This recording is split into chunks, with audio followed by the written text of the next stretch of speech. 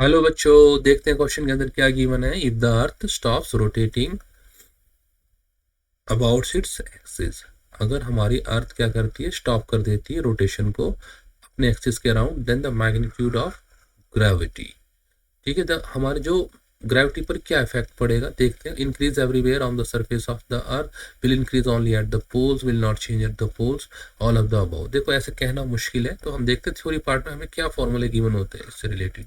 तो G dash is equal to G minus R omega square cos square phi. एक formula ये होता है, इफेक्टिव वैल्यू ऑफ जी होती है, मतलब कि जी की वैल्यू अगर हमारे सरफेस ऑफ अर्थ पर देखें तो स्लाइटली चेंज होती है, अलग अलग पोजीशन पे चेंज देखने को मिलता है। ये हमारा कैपिटल आर है, रेडियस ऑफ द अर्थ। ठीक है, और यहाँ पर हमारी कोई भी बॉडी है जिस पर हम जी को, इफेक्टिव वैल्यू ऑफ जी निकाल रहे हैं, तो ये एंगल फाई है। देखो यहाँ पे बार बार पोल्स की बात करी गई है, तो हम पोल्स पे देखते हैं क्या है। ये हमारा पोल होता है ये, तो यहाँ पर ये जो फाई होगा ये कितना होगा, 90 डिग्री होगा। तो हम ये 90 डिग्री पुट करके देखते हैं इसमें, तो क्या हो गया, अब G dash is equal to G minus R omega square cos square 90। ठीक है, और कॉस स्क्वायर 90 क्या होता है, जीरो होता है, इज इक्वल टू जीरो। तो G dash is equal to G minus zero और G dash is equal to G. ठीक है, तो इसका मतलब यहाँ पर हमारा पोल्स पर क्या हो गया, ये जी की वैल्यू कांस्टेंट हो गई।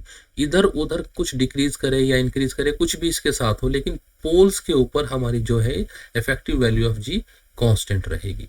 देखिए अब यहाँ पर एक इस फॉर्मूले में क्या है, ओमेगा भी है। ओमेगा क्या होता है, एंगुलर वेलोसिटी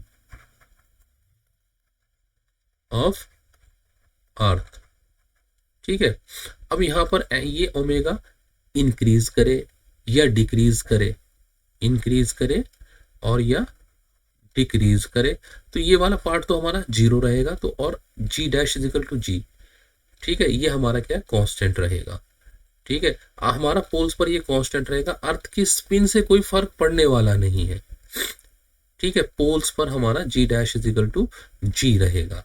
तो हम ऑप्शन के ऊपर देखें, ए में क्या है, increases everywhere on the surface of earth. देखिए अर्थ अगर स्पिन करना स्टॉप कर देती है या फिर बढ़ा देती है, कुछ भी कोई भी केसेस ले लो आप, तो हमारा increase everywhere on the surface of, देखो पोल्स पर कोई फर्क नहीं पड़ता, तो ये ऑप्शन ऑटोमेटिकली ही हमारा गलत हो गया। ठीक है, फॉल्स स्टेटमेंट हो गया। Will increase only at the poles पर, पोल्स पर तो कोई चेंज ही नहीं पड़ेगा, इंक्रीज का मतलब ही नहीं बनता, इंक्रीज तो वहां पर तो क्या है, चेंज नहीं है।